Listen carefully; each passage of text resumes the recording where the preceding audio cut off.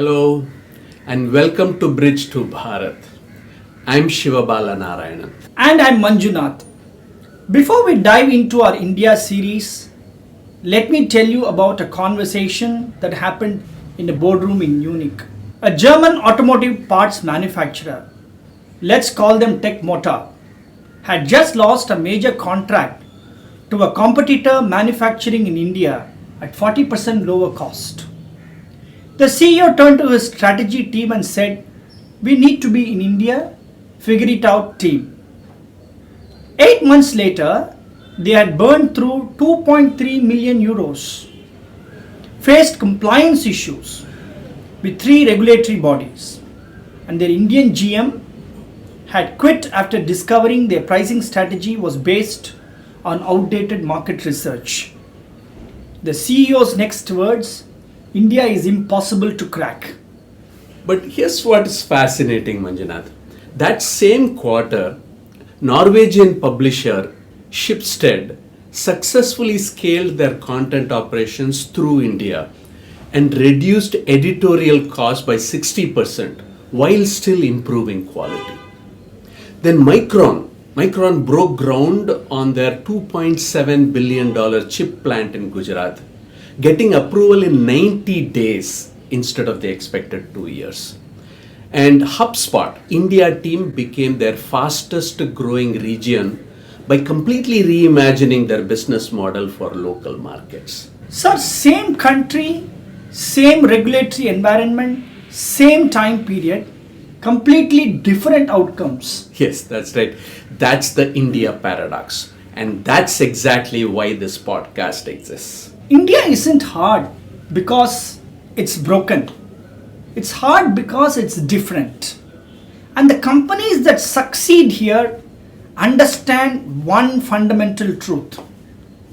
You can't treat India like a larger version of somewhere else. You have to understand it as a unique system with its own rules, rhythms, and rewards. Which brings us to Bridge to Bharath, our 6-episode deep dive into how businesses actually work in India. Not the India of outdated stereotypes and news headlines, but the India where Schibsted quietly builds global capabilities, where Micron navigates complex approvals with precision, and where even brilliant companies like Tech Motor can stumble by following the wrong playbook. We are going to walk you through the complete journey from should we consider India to how do we scale successfully here. Because here's what we have learned after years of watching this pattern. Every failure follows predictable mistakes, and every success story has transferable strategies. Yes. Let's give you a preview of what's coming. The journey ahead. Episode 1 tackles the strategic question. Is India inevitable for your business, or is it a distraction you can defer? We will show you why companies from Apple to the Norwegian publisher are treating India not as an emerging market opportunity, but as essential infrastructure for global competitiveness. This isn't just about market size. It's about where capabilities and innovation are shifting. Episode 2 gets concrete about what's actually changed. We will take you inside the infrastructure revolution that lets companies like Schibsted manage distributed teams seamlessly. The digital public infrastructure that processes 48 billion transactions annually, and the regulatory changes that gave Micron their 90-day approval timeline. Episode 3 might save you millions. We dissect why smart, well-funded companies still fail spectacularly in India, from regulatory missteps to cultural blind spots that derail even experienced global firms. Think of it as an expensive mistakes prevention guide with real company names and actual dollar amounts. Yes. Then we shift to execution. Episode 4 walks you through the tactical playbook. From entity selection to first hires to go-to-market strategies that actually work. We will show you why a German design tools company chose a wholly owned subsidiary, while an Australian skincare brand went with a liaison office, and how those structural decisions shaped their entire India trajectory. Episode 5 brings you real stories from the frontier. Not sanitized case studies, but the actual pivots, partnerships, and breakthrough moments that turn struggling India entries into success stories. You will hear how HubSpot reinvented their business model, how Schneider Electric became policy architects instead of just vendors, and how a bootstrapped beauty brand beat established players by going hyper-local in tier 2 cities.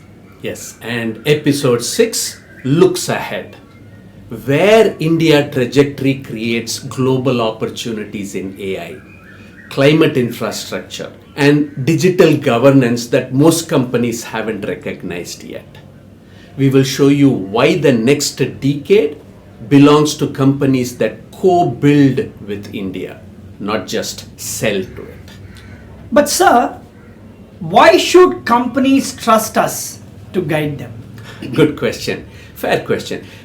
We have worked on both sides of this equation.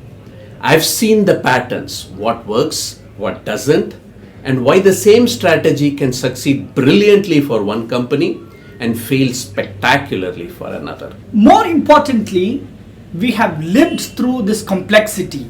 We have watched companies make avoidable mistakes that cost years and millions. But I've also seen firms unlock capabilities and markets they never imagined possible. That experience taught us something crucial. India isn't just another market entry. It's a different way of thinking about global business. That's what this series is really about.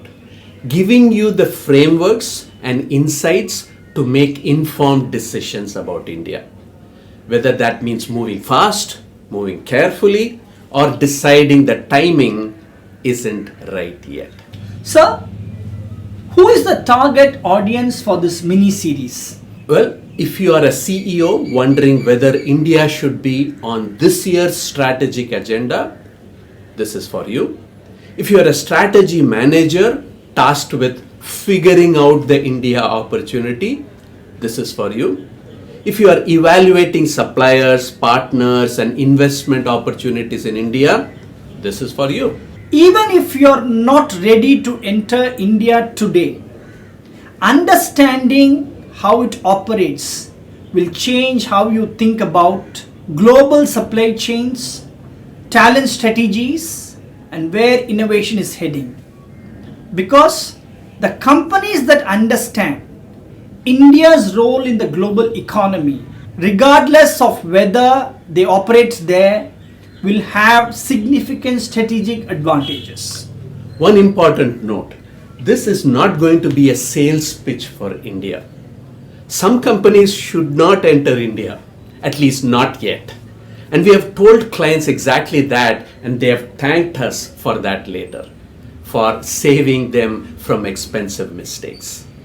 Others should have started years ago and are losing competitive positioning every quarter they delay. Our job isn't to convince you either way. It's to help you see clearly the opportunities, the risks, the complexities, and the potential rewards. The bigger picture. Because here's the reality. We are living through the biggest shift in global economic geography since World War II. Supply chains are being redrawn, innovation hubs are multiplying, the assumptions that guided international business for the last 3 decades are being challenged. India isn't just participating in that shift. it's helping to define it. Understanding India's trajectory helps you understand where the global economy is heading, regardless of whether you ever set foot in Mumbai or Bangalore. So let's begin. Over the next 6 episodes, we will give you the frameworks, the stories, and insights you need to navigate India with confidence and clarity. Whether you're ready to build, just exploring possibilities, or simply want to understand what's happening on the other side of the bridge. Next time, we will talk about why India has moved from optional to inevitable and what that means for your business strategy. Until then, this is Bridge to Bharat.